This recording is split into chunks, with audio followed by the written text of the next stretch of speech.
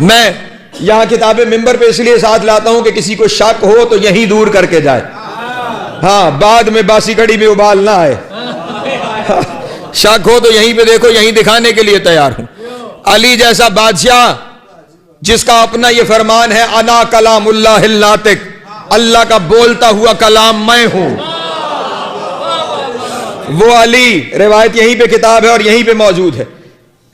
گھر میں داخل ہوئے، جو ہی گھر میں داخل ہوئے، لفظ روایت کے یہی ہیں، جناب سیدہ نے استقبال کیا، علی اپنی مسند پہ تشریف فرما ہوئے، جناب سیدہ پانی کا جام لے کر آئیں، اپنے وارث کو پیش کیا، علی پانی پی رہے تھے اور جانے کیا خیال آیا جناب سیدہ کے عالی ذہن میں کہ علی کے چہرے کو دیکھ کے فرمانے لگی، یا علی آج ایسا نہ کریں، آپ تشریف فرما ہیں تو میں آپ کو اولین سے لے کے آخرین تک جو کچھ ہونا ہے وہ بھی بتاؤں۔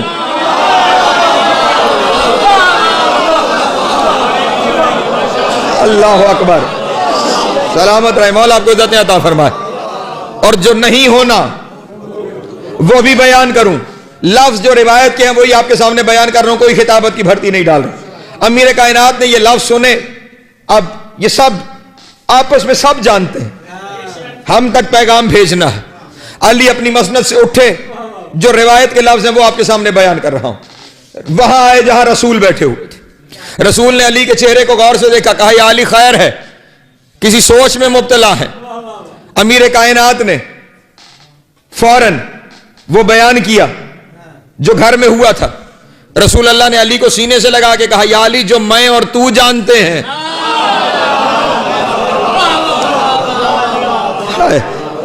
وہ سارا کچھ ہی تو بطول جانتی ہے، اب یہاں پہ مجھے آپ سے توجہ چاہیے۔ علی نے سجدہ شکر ادا کیا، سجدہ شکر ادا کرنے کے بعد علی واپس اپنے گھر میں گئے۔ اب یہاں پہ مجھے آپ کی توجہ چاہیے، جو ہی علی واپس گھر میں گئے، اب بطول ہے گھر میں، علی جو کچھ کر کے گئے ہیں وہ کر کے گئے ہیں مسجد میں، جو ہی علی صحن میں داخل ہوئے، جناب سیدہ نے کہا بابا کو بتا کے آئے ہیں۔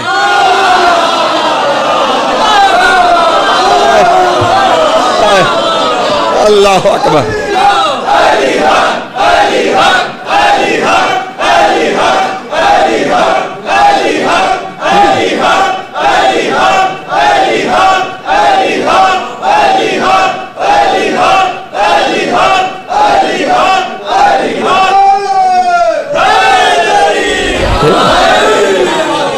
سلامت رہے، مولا آپ کو عزت عطا فرمائے۔ بابا کو سب کچھ بتا کے آئے کہ جو یہاں پہ ہوا تھا، اور جو بابا نے جواب دیا یا علی وہ جواب بھی میں جانتی ہوں۔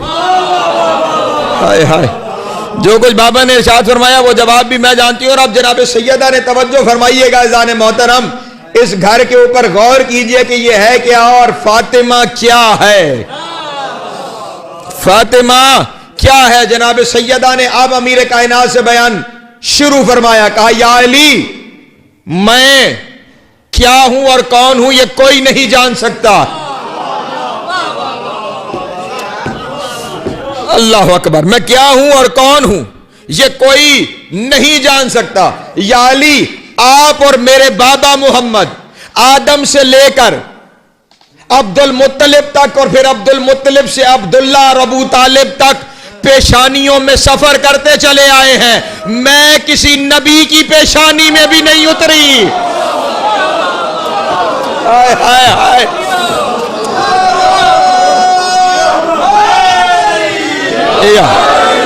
سلامت رہے، مولا آپ کو عزت عطا فرمائے۔ لیکن لفظ پہ توجہ فرمائیں گے میرے محترم دوستو، گزارش کر رہا ہوں آپ کے سامنے، نبی معصوم ہوتا ہے، معصوم عن الخطا ہے، طاہر ہے، جنہیں اللہ نے پاک کیا ہے، جنہیں اللہ نے پاک بنایا ہے، جن کے قریب نجاستیں نہیں جاتی۔ وہ نبی جو طہارت کے مقام پہ فائز ہیں، ان کی طہارت بھی اس قابل نہیں کہ بطول ان کی پیشانی میں آئے۔ نہیں نہیں، ابھی بات میں تشنگی ہے، صرف اتنا نہیں۔ دیکھیں معرفت کے 3 درجے ہیں، معرفت جمالیہ، معرفت کمالیہ، معرفت جلالیہ۔ میں اگر ایک مثال سے سمجھاؤں تو یوں کہ کہیں سے دھواں اٹھ رہا ہے تو اس اٹھتے ہوئے دھوئیں سے آپ کو اندازہ ہوگا کہ وہاں آگ جل رہی. ٹھیک ہے, یہ جمالیہ معرفت ہے کہ اثر سے آپ کو پتہ لگ گیا کہ کوئی ہے. آپ وہاں پہنچ گئے اور آپ نے آگ کو دیکھا کہ جلالیہ ہو گئی, کہ آپ نے اس آگ کو دیکھ لیا. اور اگر کوئی ابراہیم مزاج آگ میں اتر گیا تو وہ کمالیہ کی منزل پر ہے کہ اس نے آگ کی حدت کا اندازہ لگا لیا. جناب سیدہ کائنات کی وہ ہستی ہیں کہ جن کی کمالیہ سے نکل کر کوئی جمالیہ تک بھی نہیں جا سکتا. ہاں, صرف جتنے نبی ہیں میرے رسول, اور یہ میرے رسول کا فرمان ہے, میرے پاس پھر کتاب یہاں پہ موجود ہے جس میں رسول اللہ کی حدیث ہے کہ میری بیٹی کو, اور یہی اس گھر کی خصوصیت ہے, رسول اللہ نے فرمایا لا یعرفها الا اللہ وانا وعلی, اسے اللہ میرے اور علی کے علاوہ کوئی نہیں جانتا.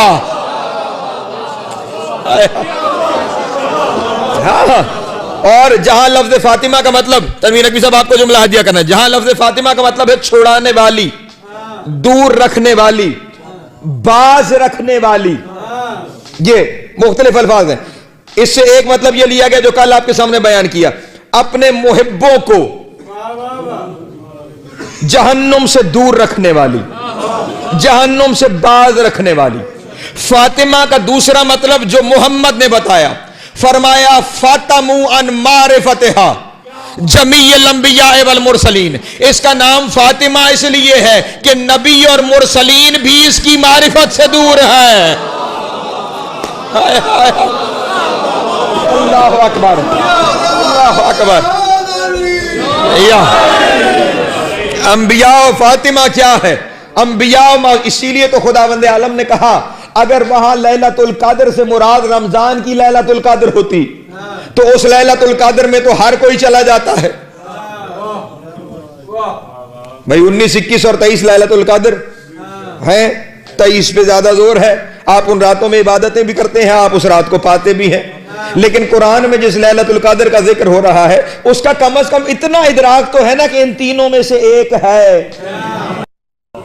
اتنا تو ادراک ہے نا. لیکن خدا جس لیلۃ القدر کا ذکر کر رہا ہے وہ کچھ اور ہے.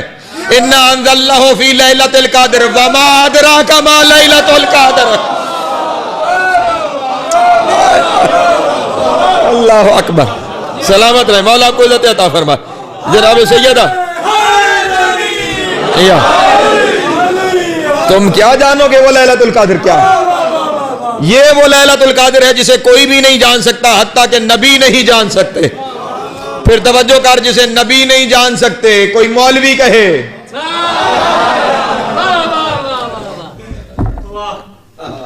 یہ ان کو اپنے ایسا کہنے والا, اور یہ روایت کے جملے بھی یہی ہیں کہ جو انہیں اپنے جیسا کہے نا وہ بالکل ویسا اندھا ہے جو کہے سورج میں روشنی ہی نہیں ہے.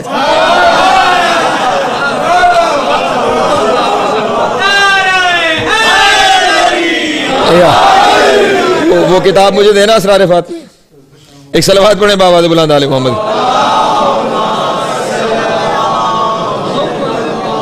میں نے کل بھی یہ کتاب آپ کے سامنے پیش کی تھی, اور بس ایک چیز میں نے ابھی یہ جو میں نے آپ کے سامنے بیان کیا کہ نبیوں میں سے, اب یہاں پہ یہ جناب سیدہ کا اپنا بیان اس کے اندر موجود ہے کہ ان کے والد اور ان کے شوہر تمام آدم سے لے کے عبد المطلب اور ابو طالب تک پیشانیوں میں سفر کرتے چلے آئے.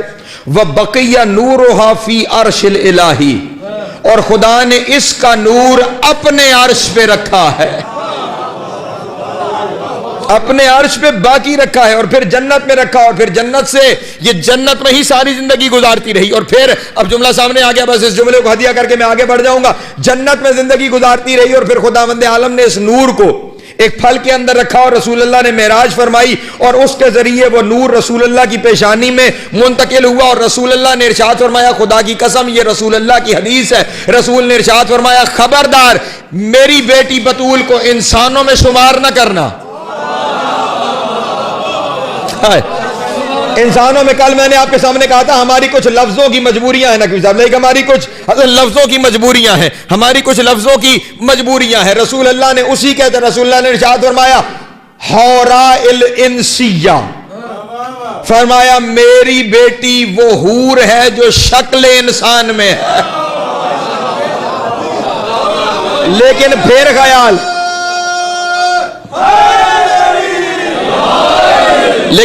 خیال رہے یہ لفظ حور بھی اس لیے آیا ہے تاکہ ہمیں بتایا جائے کہ یہ بنی نوع انسان سے افضل ہے، ورنہ جس کی کنیزیں حوریں ہوں۔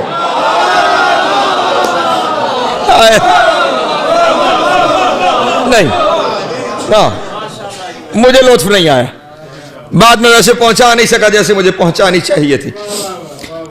میں ایک بات آپ کے سامنے بیان کر دیتا ہوں، زیادہ آسانی سے بات سمجھ میں آ جائے گی کہ حوریں جو ان کی معرفت رکھتے ہیں نا وہ جانتے ہیں کہ بطول کے لیے لفظ کیا آ رہا ہے اور بطول۔ آپ نے کبھی سوچا کہ یہ کیوں عارف لوگ جنگلوں میں چلے جاتے ہیں؟ اس لیے کہ بولنا نہ پڑے، بولنا نہ پڑے، کیونکہ وہ یہ جان جاتے ہیں کہ لفظ بہت چھوٹے اور جن کا عرفان پا لیا ہے وہ بہت بڑے۔ وہ جب لفظوں کا ادراک ہونے لگتا ہے اور وہاں منزلوں کا ادراک ہونے لگتا ہے تو پھر وہ جب تقابل کرتے ہیں تو پھر لفظوں کے قد چھوٹے پڑ جاتے ہیں، پھر وہ بولنا بند کر دیتے ہیں کہ لفظ بولنے تو بولے کیسے۔ لیکن اب یہ تو کیونکہ ہادی بن کے آئے ہیں، انہوں نے تو ہدایت کرنی ہے، یہ لفظوں میں کچھ بیان کرنا ہے، ورنہ حوروں کے بارے میں تو اتنا بتا دوں۔ ایک دن جناب سلمان جناب سیدہ کی دہلیز پر اپنی ریش مبارک سے جھاڑو دے رہے ہیں، ہاں، اور یہ لفظ بھی روایتوں میں موجود ہیں کہ جب کبھی رات کو جناب سلمان مدینے کی گلی میں نکل آتے تھے تو ان کی ریش مبارک میں ستارے چمکتے تھے۔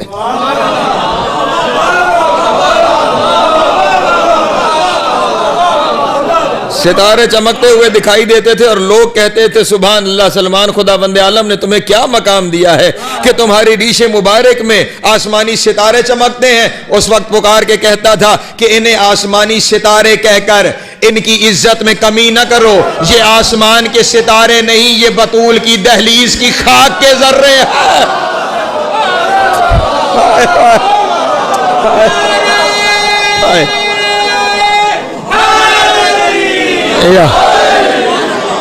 وہ جناب سیدہ کی دہلیز پہ اپنی ریش مبارک سے جھاڑو دے رہے ہیں اور جناب سیدہ نے کیا کہنے اس شخصیت کے جس سے سیدہ مخاطب ہو جائے۔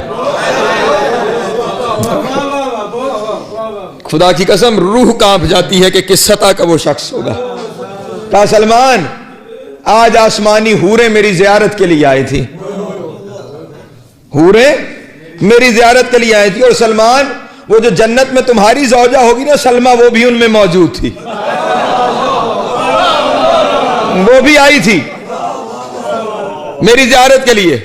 کہا اچھا بی بی خوش قسمت ہے کہ وہ آپ کی زیارت کے لیے آئی تھی، اور ساتھ ہی سلمان کے تیور بدلے اور ہاتھ بند گئے اور کہنے لگے بی بی بیٹھی کہاں تھی؟ ہائے ہائے، اللہ اکبر اللہ اکبر اللہ اکبر۔ بی بی آپ کے جو گھر آئی ہے تو پھر بیٹھی کیا کہاں تھی؟ جناب سیدہ نے ارشاد فرمایا جس مسند میں میں بیٹھی تھی سامنے میرے قدموں میں بیٹھی ہوئی تھی۔ کا شکر ہے الحمدللہ بی بی وہ آپ کے قدموں میں بیٹھی تھی۔ کہا کیا ہوا سلمان؟ جنت کی حور ہے، پاک ہے، طاہر ہے، میرے برابر بیٹھ جاتی تو اس میں کون سی بات تھی؟ ہاتھوں کو باندھ کے کہنے لگا اس کی کیا جرت کہ وہ آپ کے برابر بیٹھے، اگر آپ کے برابر بیٹھتی تو میں جنت میں ٹھکرا دیتا اسے۔ اللہ اکبر اللہ جی حق علی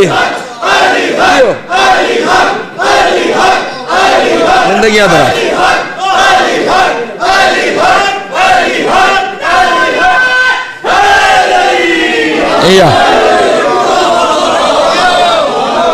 سلامت رہے، مولا آپ کو عزت عطا فرمائے،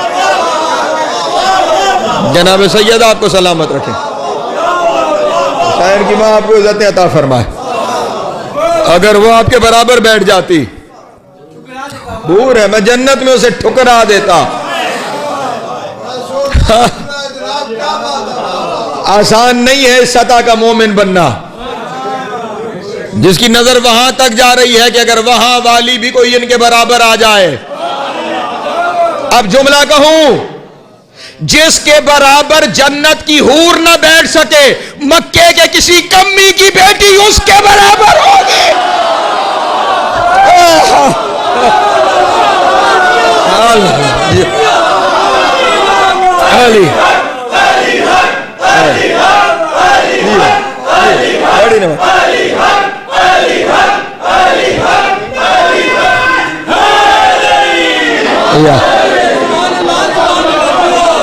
سلامت رہے,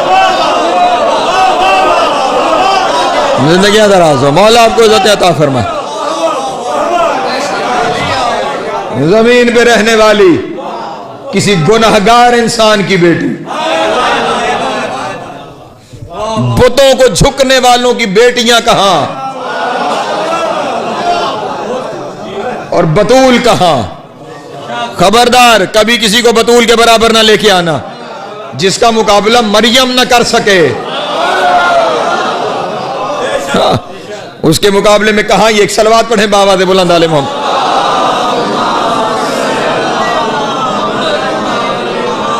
بات کسی اور جانب نہ نکل جائے. چلے, میں آپ کے سامنے وہ چیز بیان کرنے جا رہا ہوں جو میں زندگی میں پہلی دفعہ بیان کرنے لگا. 20 دفعہ میں نے یہ کتاب پڑھی ہے اور پہلی دفعہ یہ روایت میری آنکھوں میں آئی ہے.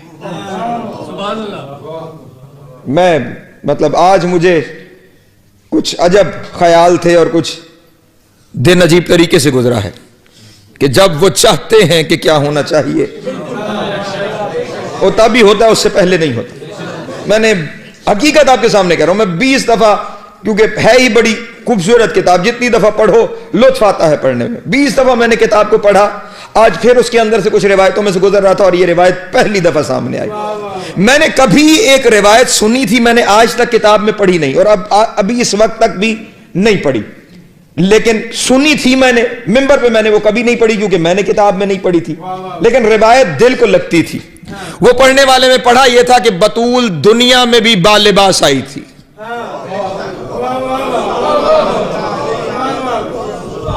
پڑھنے والے نے یہ پڑھا کہ رسول کی بیٹی دنیا میں بالباس آئی تھی. میں نے سن لیا, کوئی انکار نہیں, لوٹا دیا انہی کی جانب, کیونکہ آج تک مجھے کتاب میں ملی نہیں اس لیے میں نے پڑھی نہیں. آج پڑھتے ہوئے ایک روایت ملی جو اس کی تصدیق کر رہی تھی. ٹھیک ہے, وہ روایت سیدہ کے دنیا میں آنے کی نہیں, وہ روایت سیدہ کی دنیا سے جانے کی روایت ہے. 2 روایتیں, ایک روایت ہے بہار الانوار میں, اور وہ روایت یہ ہے کہ جناب سیدہ کو جو آخری غسل دیا گیا وہ بال لباس دیا گیا. جناب سیدہ کا جو غسل آخر ہے وہ بال لباس ہے. جناب سیدہ ہاتھ بندھے ہوئے, بس ایک پیغام پہنچانا ہے, وہ بال لباس ہے. جناب سیدہ کا جو آخری غسل ہے وہ بال لباس دیا گیا. جناب سیدہ نے کچھ وصیتیں وہ کہ جو زبانی امیر المومنین سے فرمائی, اور ایک وصیت وہ ہے جو لکھی ہوئی علی کو دی. وہ مجھے دینا کتاب سب سے نیچے والی. بیٹا ایک صلوات پڑھ دے بابا دے بلند. جس کو شک ہو وہ یہیں پہ دیکھ لے, مجلس ملتان عزاداری پہ لائیو جا رہی ہے. میرے دوست کتاب پھر وہی آقا وحید خراسانی کی وہ کتاب حلقہ وصل, جس کا آپ کے سامنے پہلے حوالہ دے چکا. اس کی صفحہ نمبر 65 کے اوپر جناب سیدہ کی یہ وصیت لکھی ہوئی ہے. جناب سیدہ وصیت کرتے ہوئے امیر المومنین سے یہ ارشاد فرماتی ہیں کہ تمام لوگوں پر آپ یہ حق زیادہ رکھتے ہیں کہ آپ مجھے غسل دے.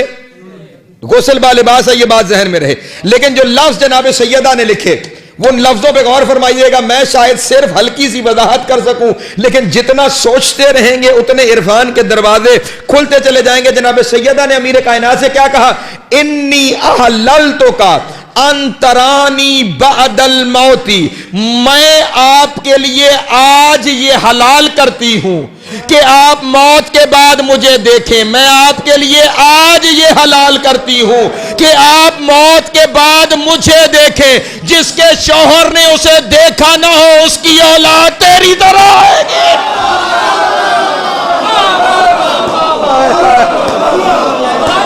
ہائے ہائے ہائے اللہ اکبر، اللہ، توجہ نہیں فرمائی میرے محترم دوستوں نے. میں بس یوں لفظ کے اوپر پردہ کر کے گزر گیا ہوں. میں آج حلال کر رہی ہوں، یہ اس سطح کی شہزادی ہے. اس روایت سے مجھے اندازہ ہوا کہ یہ یقیناً بالباس دنیا میں آئی ہوگی.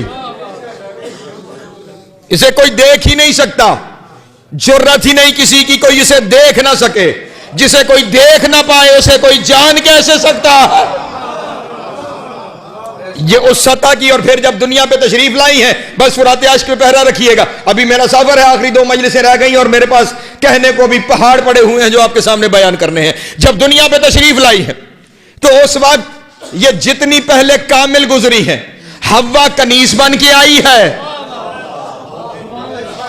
مریم کنیز بن کے آئی ہے، آسیہ کنیز بن کے آئی ہے، جناب موسیٰ کی بہن کلثوم کنیز بن کے آئی ہے. اور جب جناب سیدہ دنیا پہ تشریف لائیں تو تشریف لاتے ہی پھر آپ کے سامنے حوالے پیش کر رہا ہوں.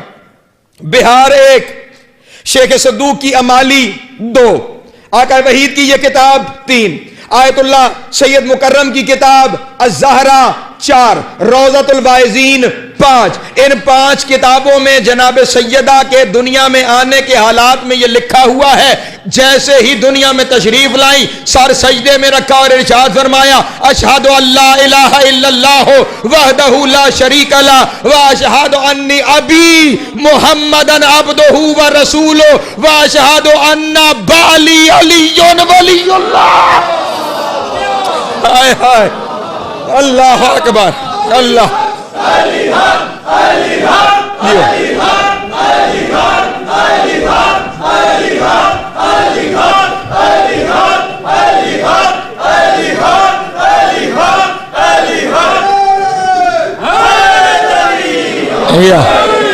سلامت رہے، مولا آپ کو عزت عطا فرما.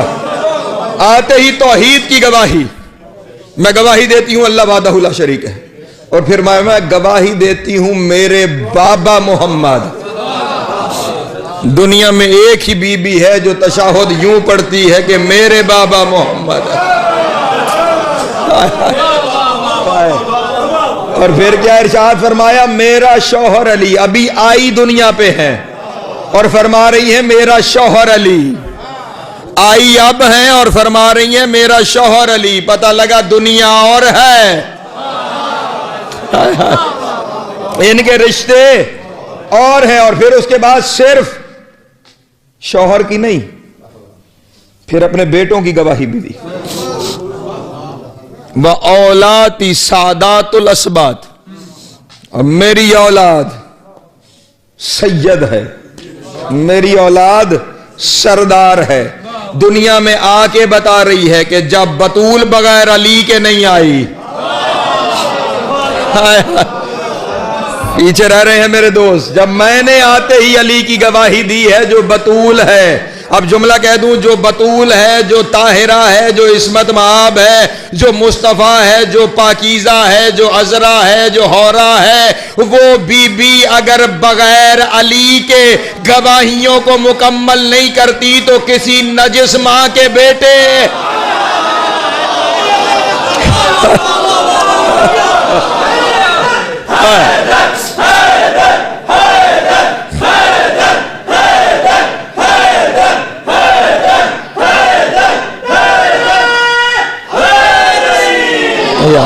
سلامت رہے، مولا آپ کو عزت عطا فرما. میں گفتگو کو آگے بڑھاؤں ورنہ یہیں پہ پوری مجلس اسی جگہ پہ گزر جائے گی. جو محمد ہے وہ علی ہے. اور علم کا یہ عالم ہے کہ کائنات کا سارا علم. اور پھر چلیں ایک لفظ اور کہہ دوں، رسول اللہ خداوند عالم کی جمی صفات کے مظہر ہیں. پریشان تو نہیں ہو گئے نا آپ؟ جب خدا کی ساری صفتیں وہ 99 ہو یا 99,000 ہو، وہ سمٹ کر 3 صفتوں میں جمع ہو جاتی ہے. اس کے اوپر میں آپ کے سامنے مجالس پڑھ چکا. علم، حیات، قدرت، ان 3 کے اندر ساری صفتیں جمع ہو جاتی ہیں. باقی جتنی صفتیں ہیں وہ ان 3 کی فرع ہیں. یہ 3 اصل ہیں، علم، حیات، قدرت. حیات یعنی ہمیشہ سے ہے اور ہمیشہ رہے گا، اور میں آپ کے سامنے بطول کو پچھلے 2 دن میں بتا چکا، ہمیشہ سے ہے، ہمیشہ رہے گی۔ علم کے بارے میں ابھی آپ کے سامنے گزارش کر چکا، وہ بھی آپ کے سامنے پیش کر دی۔ آخری چیز ہے قدرت۔ رسول اللہ بھی خداوند عالم کی قدرت کا مظہر ہے، اور وہ ساری کی ساری قدرت بطول کے پاس ہے۔ میں نے کہا بھی میرے پاس کہنے کو پہاڑ باقی ہیں، اگر آپ کہیں تو میں قدرت کو ایک لفظ میں آپ کے سامنے بیان کر دوں تاکہ میرا بیان آگے بڑھ سکے۔ اتنی بڑی صاحب قدرت ہے بطول کہ چاہے تو رضوان جنت کو درزی بنائے اور چاہے تو درزی کو نبی بنائے۔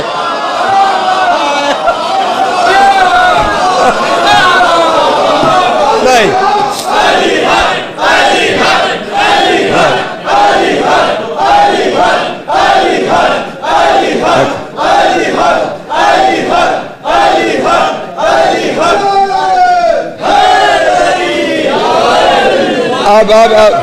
اب مجھے پتا ہے میری اس بات کے اوپر فتویٰ آئے گا، اور جہاں لائیو جا رہی ہے وہاں پہ بھی فتویٰ والے بیٹھے ہوئے ہیں۔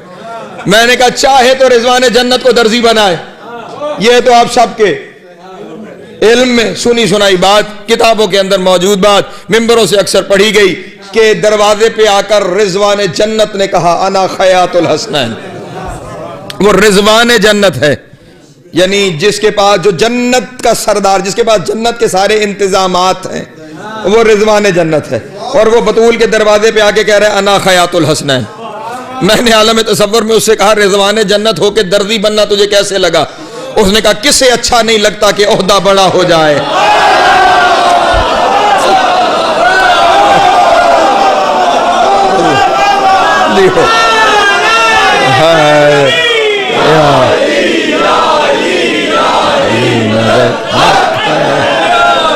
مولا آپ کو عزت عطا فرمائے، حسین کی ماں آپ کو سلامت رکھے۔ ہاں، یہ تو میرے جملے کا پہلا حصہ تھا جو آپ سب کے سنی ہوئی سمجھ میں موجود ہے۔ میں نے دوسرا حصہ کہا وہ چاہے تو درزی کو نبی بنائے، ٹھیک ہے۔ ادریس پیشے سے درزی ہیں، خیاط ہیں، دنیا میں پہلی دفعہ سی کے کپڑا پہننا سکھایا ہی ادریس نے، اور ان کی بہت ساری کنٹریبیوشن ہے، گنتی انہوں نے سکھائی، کھیتی باڑی انہوں نے سکھائی، یہ سینہ پرونا یعنی سوت سے دھاگا بنانا انہوں نے، پھر اس دھاگے سے لباس بنانا یہ انہوں نے، یعنی یوں سمجھیے پیشے کے خیاط ہیں، پیشے کے درزی ہیں، اور ہوئے کیا؟ نبی۔ اب آپ کہیں کہ کیسے کہا تم نے کہ اس کو نبی بطول نے بنایا؟ تو جناب والا میں نے نہیں کہا، بطول کے بابا نے ارشاد فرمایا ہے لولا تکاملت النبوت نبی حتی اقرأ بفضلہا، کوئی نبی بن ہی نہیں سکتا جب تک کہ بطول کی فضیلت کا اقرار نہ کرے۔ اللہ اکبر، اللہ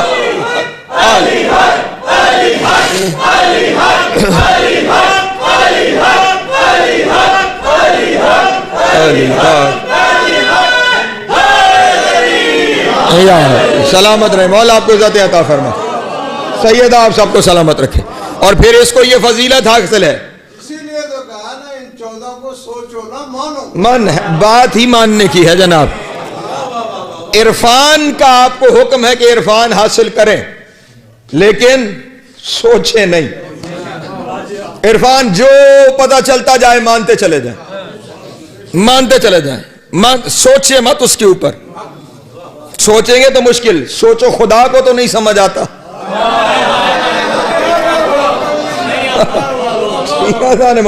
اسے بس مانتے چلے جانا ہے، یہ ماننے کی منزل ہے، مانتے چلے جائیں، مانتے چلے جائیں۔ کلی معرفت تو ممکن ہی نہیں، لیکن جتنا ظرف ہو اتنا تو حاصل کیا جائے، اور جہاں اپنا ظرف ختم ہو جائے وہاں ظرف کی شکایت کریں، ان کی نہ کریں۔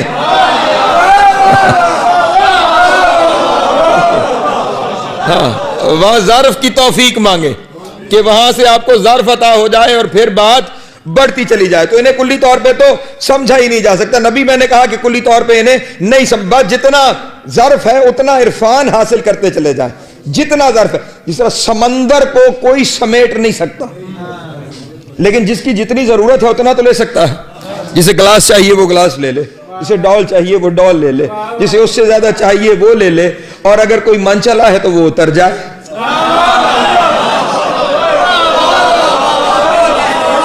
اور پھر میں ممبر پہ بیٹھ کے پوری ضمانت سے آپ کو کہہ دوں, یہ وہ سمندر ہے جو ڈوبنے نہیں دیتا.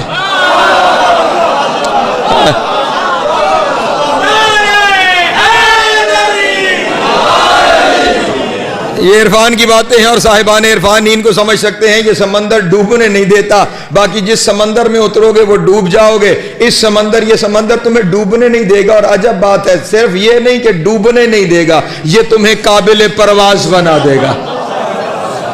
ہاں, پھر تم ملکوت و لاہوت و ناسوت کی منزلوں میں پرواز کرتے چلے جاؤ گے, اگر ان کی معرفت کے سمندر کے اندر اتر جاؤ گے, اور پھر انکار نہیں کرو گے. جہاں انکار ہوگا وہاں پھر معاملہ ڈوبنے تک چلا جائے گا. تو یہ وہ ہستیاں ہیں کہ جن کا اختیار یہ ہے کہ یہ چاہے تو رضوان کو درزی بنائے, اور یہ چاہے تو درزی کو. اور یہ اولین میں سے وہ شخص ہے جو لوگ زندہ ہیں, اولین و آخرین میں سے. اولین میں سے ادریس, جو آخرین نبیوں میں سے عیسیٰ, اور حضرت خضر, یہ زندہ ہے, اور یہ گواہی دیں گے بطول کے بیٹے کی. پھر باتیں کہیں اور چلی جاتی. ادریس اولین میں سے اسی کو کیوں زندہ رکھا؟ آدم کو رکھ لیتے, پہلا وہ تھا نا, تو اسی پہلے کو زندہ رکھ لیتے. شیش کو زندہ رکھ لیتے, صالح کو زندہ رکھ لیتے, اور اتنی ساری پشتیں گزری ہیں درمیان میں, یافس کو زندہ رکھ لیتے. ادریس کو ہی کیوں زندہ رکھا؟ اس سے ہی زندہ رکھا گیا جو کپڑے سینا جانتا تھا. پھر صرف زندہ نہیں رکھا, اسے جنت میں رکھا گیا. اسے جنت میں رکھا گیا کیونکہ خدا جانتا تھا جس دن بطول کہے گی کہ میرے بچوں کے کپڑے درزی کے پاس ہیں, تو بطول کے بچوں کا درزی کم از کم نبی ہونا چاہیے.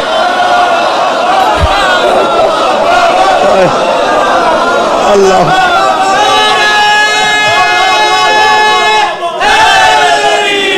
یا سلامت رہے, مولا آپ کو عزت عطا فرمائے. حسین کی ماں آپ کو سلامت رکھے.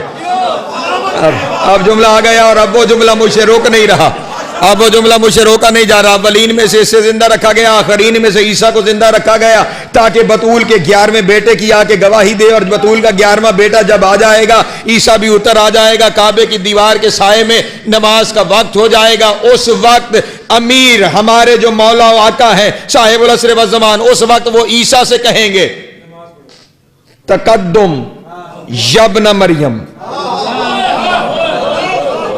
یہی لفظ ہے تقدم یبن, حالانکہ اس کا عہدہ یہ ہے کہ وہ نبی ہے, اس کا عہدہ یہ ہے کہ وہ رسول ہے, اس کا عہدہ یہ ہے کہ وہ روح اللہ ہے. تقدم یبن مریم, مریم کے بیٹے آگے بڑھو. اور مریم کا بیٹا پلٹ کے کہے گا, مریم کے بیٹے کی کیا جرت کہ بطول کے بیٹے سے آگے بڑھے.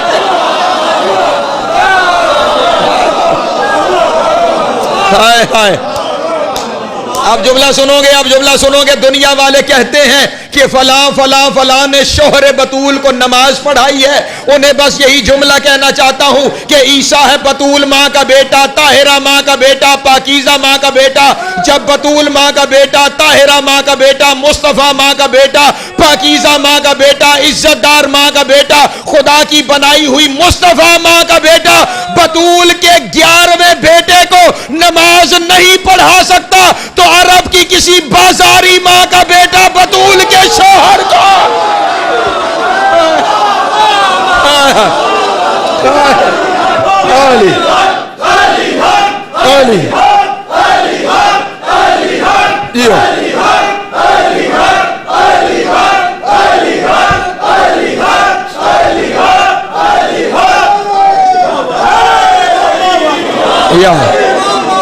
سلامت رہے. مولا آپ کو عزت عطا فرمائے. حسین کی ماں آپ کو سلامت رہے, زندگی دراز ہو, کبھی کوئی دکھ نہ دیکھے. وہ بطول جو اتنی عزتوں کی مالک ہے, وہ بطول اپنے گھر میں چکی چلاتی ہے. کل میں نے کچھ لوگوں سے کہا تھا اگر ممکن ہو تو ماں بہنوں بیٹیوں کو ضرور لے آئی. آئی تو بہت اچھا, نہیں آئی تو میرا پیغام ضرور لے جائیے گا. کائنات کی سب سے بڑی عالمہ, کائنات کی سب سے بڑی صاحب اختیار, کائنات کی سب سے بڑی عزت دار، اور گھر میں کیا کر رہی ہے؟ چکی چلا رہی ہے. اس وقت سورہ دہر موضوع نہیں ہے میرا. وہ جو آیتیں قرآن مجید کی نازل ہوئی، وہ 3 دن جناب سیدہ کے بچوں نے روزے رکھے. پیغام لیجیے گا، بس فرات عشق پہ 2 منٹ پہرا رکھے، میں نے پیغام دینا ہے، وہ پیغام اگر گھروں تک چلا جائے. گھر میں منت اب پوری کرنی ہے اور گھر میں آٹا نہیں ہے. توجہ فرمائیے گا. امیر کائنات گئے، ایک یہودی سے کچھ سوت لیا کہ ہم روزانہ تجھے وہ سوت کاٹ کے دیں گے، جتنا دھاگا بنے گا اس کے بدلے تو ہمیں آٹا دینا. روزانہ جناب سیدہ اس سے سوت سے دھاگا بناتی ہیں. جملے کو سن لیجئے گا، یہ اس لیے کہ وہ ہمارے لیے اسوہ بن کے آئی ہیں، ہمارے لیے اسوہ بن کے آئی ہیں، ورنہ یہ وہ ہیں جن کے کھانے جنت سے آتے ہیں. ہاں، اور کم از کم میں برادران اہل سنت کی کتابوں میں 9 منظر ایسے دکھا سکتا ہوں کہ بطول کے لیے کھانا آسمان سے آیا، اور بطول تو بطول ہے. بطول کی کنیز چاہے تو جنت کے کھانے زمین پہ بلائے.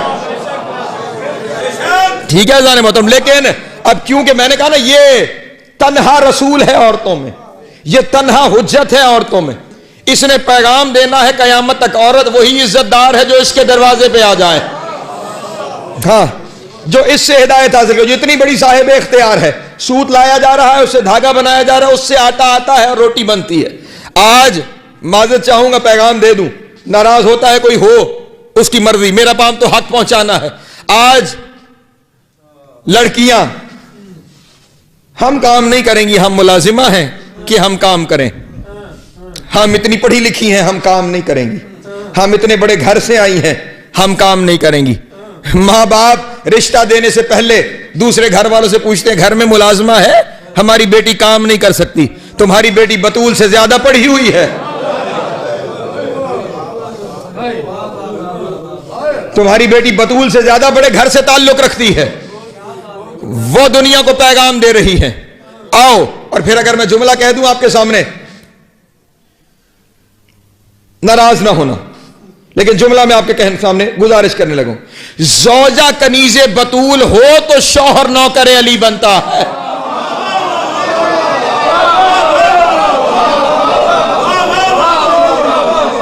ٹھیک ہے محترم. اس لیے اپنی بیٹیوں کو سیرت بطول پہ، اور جناب سیدہ کا یہ ارشاد ہے، تم پہ ضروری ہے کہ اپنی بیٹیوں کو سینہ پرونا سکھاؤ. جناب سیدہ نے فرمایا تم پہ واجبات میں سے ہے کہ اپنی بیٹیوں کو سینہ پرونا سکھاؤ، کیونکہ روزی کمانے کے لیے یہ سب سے عزت دار طریقہ ہے. توجہ نہیں فرمائی آپ میری شہزادی کے ایک ایک لفظ کے اوپر توجہ رکھیں کہ پردے میں بھی رہیں گی، اور اگر ضرورت پڑ گئی تو پھر ضروریات زندگی بھی پوری ہوتی چلی جائیں گی. اپنے شوہر کے ساتھ علی جنگ فتح کر کے آتے ہیں. لوگوں کو مال غنیمت ملتا ہے تو ان کے بچے مدینے کی گلیوں میں سونے سے کھیلتے ہیں، اور جب علی دگنا ملتا ہے علی کو باقیوں سے، اور علی جب گھر میں آتے ہیں تو خالی ہاتھ ہے. اور جناب سیدہ پوچھتی ہیں یا علی، کہنے والے تو کہہ رہے تھے آپ کو باقیوں سے دگنا ملا. کہا سیدہ کیا کرتا، میدان جنگ سے نکلا تو دونوں جانب فقیروں کی صف تھی. ہائے ہائے، اللہ اکبر اللہ اکبر. میں بانٹتا چلا آیا، بس ایک چادر آپ کے لیے رکھی تھی، لیکن جب داخل شہر مدینہ ہوا تو وہاں پہ ایک مستور سر پہ ہاتھ رکھ کے کہہ رہی تھی میری چادر بوسیدہ ہو گئی ہے، جس میں سے میرے سر کے بال دکھائی دے رہے ہیں. میری غیرت نے برداشت نہیں کیا، اس کے سر کے بال دکھائی دے تو میں نے وہ چادر اسے دے دی. اب کوئی اور ہو تو وہ کیا کرے گی؟ اور ادھر رسول کی بیٹی بطول ہے، فوراً مصلی بچھا کے 2 رکعت نماز شکرانہ ادا کر کے کہہ رہی ہے میرے اللہ تیرا شکر ہے تو نے مجھے علی جیسا شوہر عطا کیا. عزیزان گرامی، یہ وہ گھرانہ ہے جس کا شوہر لوگوں کی مستورات کے سر ڈھانپتا تھا، اس کی بیٹیاں بغیر چادر. مشتبہ یہ پکڑ.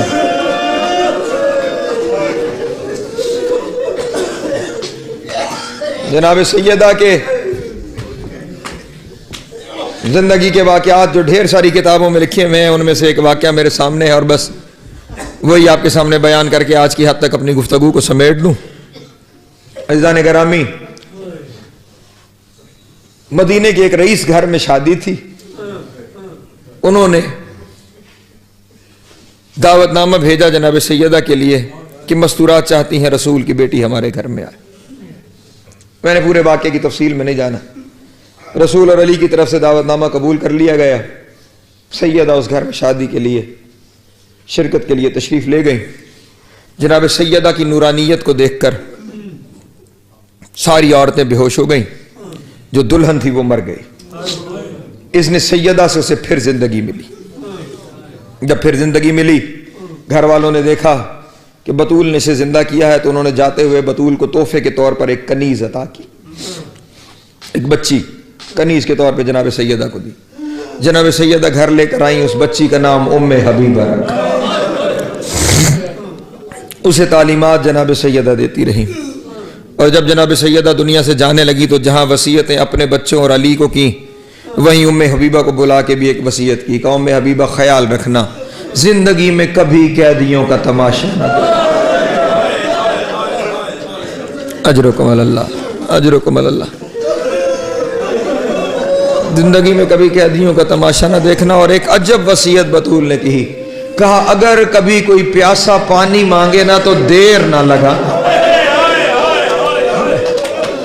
اجرکم اللہ، اجرکم اللہ، اجرکم اللہ۔ مولا آپ کی ہائے قبول فرمائے، جناب سیدہ آپ کا گریہ قبول فرمائے۔ اس بچی نے رسول کی بیٹی کی اس بات کو اپنے پلو سے باندھ لیا اور زندگی گزرتی چلی گئی، علی کے گھر میں ہی رہتی رہی۔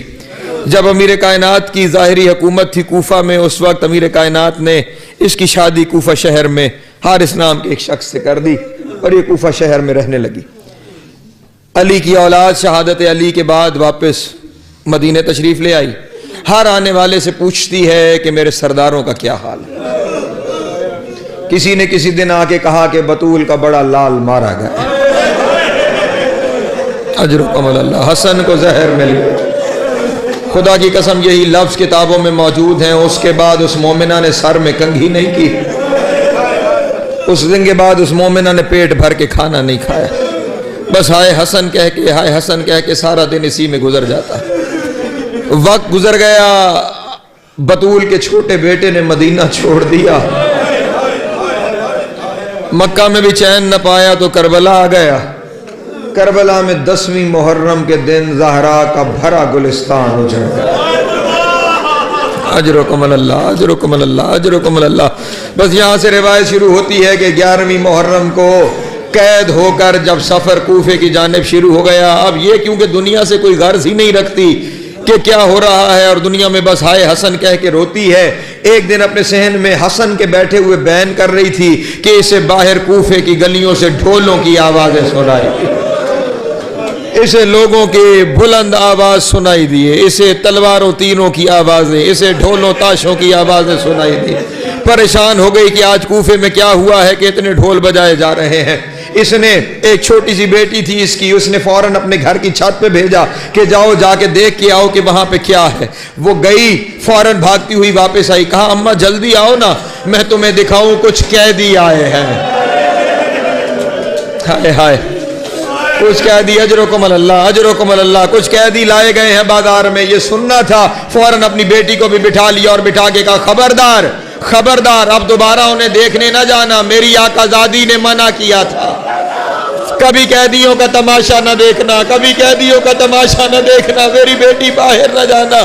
ابھی بیٹی کو یہ نصیحت کر رہی تھی کہ باہر سے اس کی ایک کنیز دوڑتی ہوئی آئی اور ہاتھوں کو باندھ کے کہنے لگی ام حبیبہ تو کہتی تھی میرے سردار قرآن بڑا اچھا پڑھتے ہیں۔ اجرکم اللہ، اجرکم اللہ۔ ام حبیبہ تو کہتی تھی میرے سردار قرآن بڑا اچھا پڑھتے ہیں۔ ام حبیبہ وہ سلامت جسم سے قرآن پڑھتے ہوں گے۔ ام حبیبہ باہر کوئی قیدی ہے جن کے ساتھ نو کے نیزہ پہ کچھ سر ہیں، وہ قرآن کی تلاوت کر رہے ہیں اور ویسی تلاوت کوئی نہیں کر سکتا۔ ام حبیبہ ان کے ساتھ کچھ بیبیاں ہیں جن کے ہاتھ یہاں اجرکم اللہ، اجرکم اللہ، اجرکم اللہ۔ مولا آپ کا گریہ قبول فرما رہے۔ جناب سید آپ کا ماتم قبول فرمائے. بس 2 لفظ اور آپ کے سامنے بیان کرنے ہیں. جب قیدیوں کا یہ حال سنا کہ وہ تلاوت قرآن کرتے ہیں, وہ تلاوت قرآن کرتے ہیں, ان کے ساتھ بیویاں ہیں. اب اس نے مکنا و چادر اوڑھی اور پھر اس نے سوچا نہیں گھر سے باہر نہیں جاؤں گی, میں اپنے گھر کے چھت پہ جاتی ہوں. جب یہ گھر کے اس کا بالکل بیرون کوفہ اس کا گھر تھا, جب یہ گھر کے چھت پہ پہنچی نا تو اس وقت جناب زینب کی سواری. میں یہی لفظ کہوں نا, میں یہی لفظ کہوں, اس سے زیادہ میں کچھ نہیں کہہ سکتا. ہاں اگر رونا چاہتے ہو تو اتنا کہتا ہوں, بے پلان اٹھ پر اجرکم اللہ, اجرکم اللہ, اجرکم اللہ. بے پلان اونٹ پر بطول کی بیٹی شہر میں داخل ہو رہی تھی اور اسی اونٹ پر گود میں حسین کی 4 سال کی سکینہ بیٹھی ہوئی تھی. جب ام حبیبہ قریب پہنچی نا تو سکینہ زینب سے کہہ رہی تھی, پھوپھی اماں بڑی پیاس لگی ہے, پھوپھی اماں میں بڑی پیاسی ہوں, پھوپھی اماں مجھے بڑا. اجرکم اللہ, اجرکم اللہ. اور جناب زینب رو کے کہہ رہی تھی, سکینہ تیرا بابا پیاسا مارا گیا, سکینہ تیرا چچا پیاسا مارا گیا, سکینہ ہمیں پانی دینے. اجرکم اللہ, اجرکم اللہ. مولا آپ کا گریہ قبول کرے, حسین کی ماں آپ کا ماتم قبول کرے.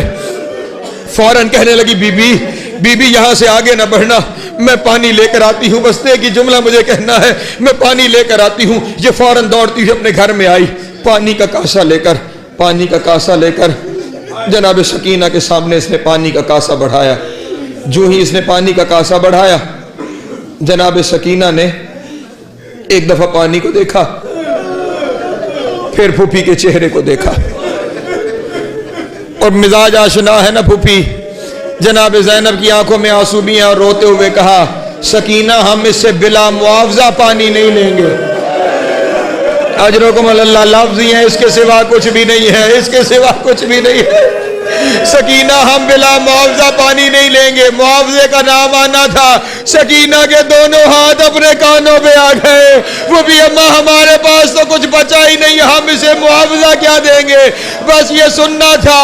جناب زینب نے اس عورت کی طرف مخاطب ہو کے کہا, سن ہمارے پاس دینے کو کچھ نہیں ہے, لیکن پانی ہم تب لیں گے کہ تو اپنی کوئی دعا کہے, تو اپنی کوئی دعا بیان کر, میری بیٹی تیری دعا پہ آمین کہے گی, پھر ہم تجھ سے پانی لیں گے. اللہ اکبر. اس بی بی نے فوراً کہا, شہزادی پھر اس بچی کو کہو پہلی دعا یہ کرے, میرے بچے اس طرح یتیم نہ ہوں. اجرکم اللہ, اجرکم اللہ, اجرکم اللہ. مولا آپ کا گریہ قبول کرے.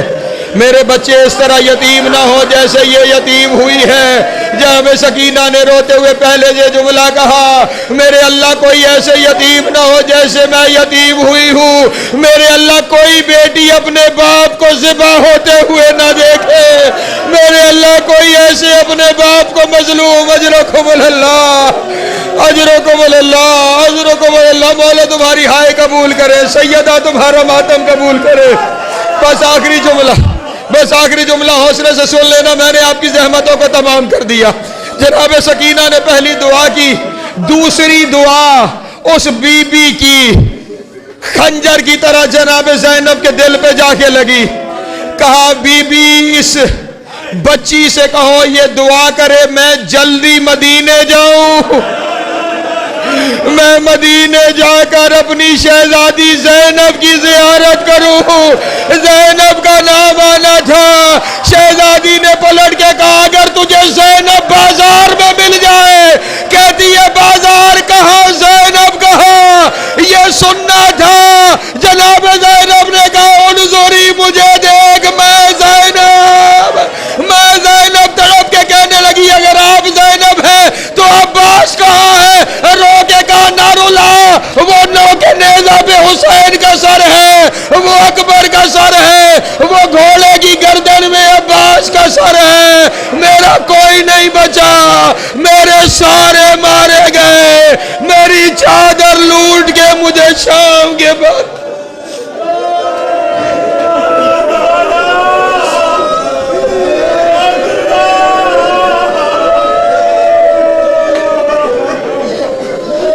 سيعلم الذين ظلموا أي منقلب ينقلبون ولعنة الله على أعدائهم أجمعين. یا اللہ ہماری اس عبادت کو اپنی بارگاہ میں منظور و مقبول فرما، بانیان کی حاجات، حاضرین کی حاجات پوری فرما، لاکھوں دعاؤں کی ایک ہی دعا، وارث کا ظہور جلد فرما۔ اللہم کن لولیک الحجۃ ابن الحسن صلواتک علیہ وعلی آبائہ فی ہذہ الساعۃ وفی کل ساعۃ من ساعات الليل